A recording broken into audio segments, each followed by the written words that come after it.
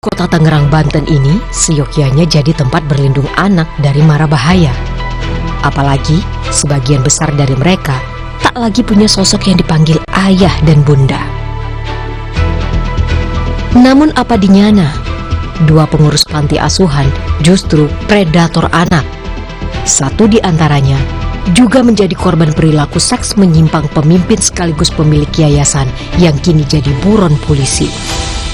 Dari data sementara KPAI, 30 orang menjadi korban. Kita sudah sebarkan untuk surat permohonan pencarian saudara yang di Supriyadi sebagai daftar pencarian orang. Dan ini salah satu foto yang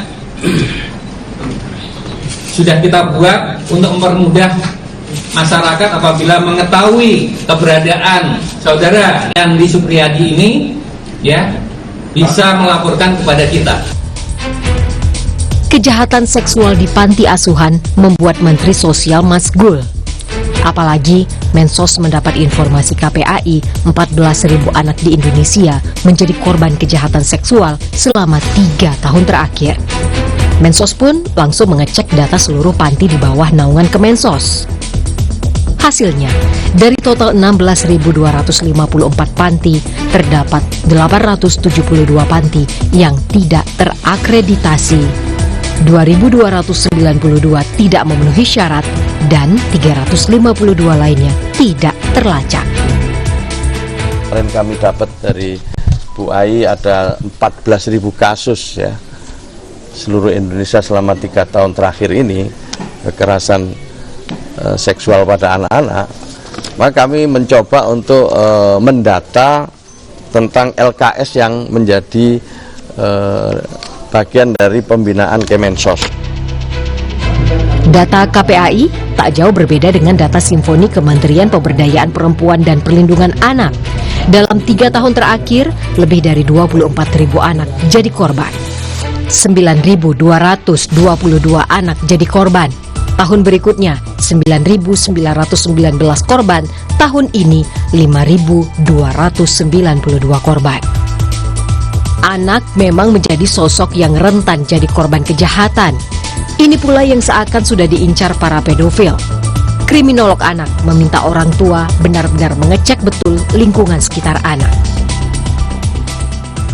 Jadi kalau panti asuhan sama seperti yang saya sampaikan tadi, bahwa panti asuhan itu bagaimana dengan izinnya.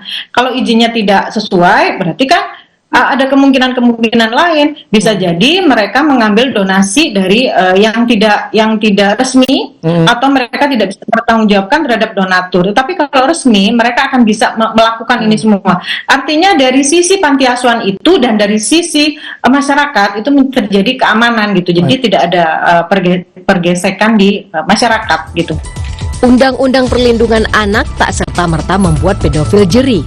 Perkosaan 17 anak di Sleman misalnya divonis 16 tahun penjara dengan denda 2 miliar rupiah.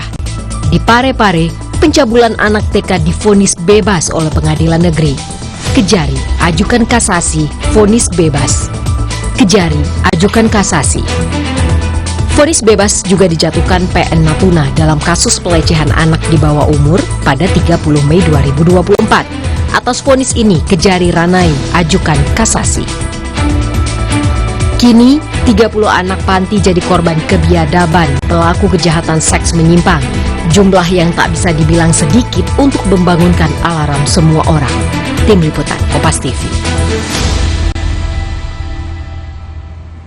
Suasana haru terjadi di ruang anggota Dewan saat Presiden terpilih Prabowo Subianto berjanji menaikkan kesejahteraan hakim.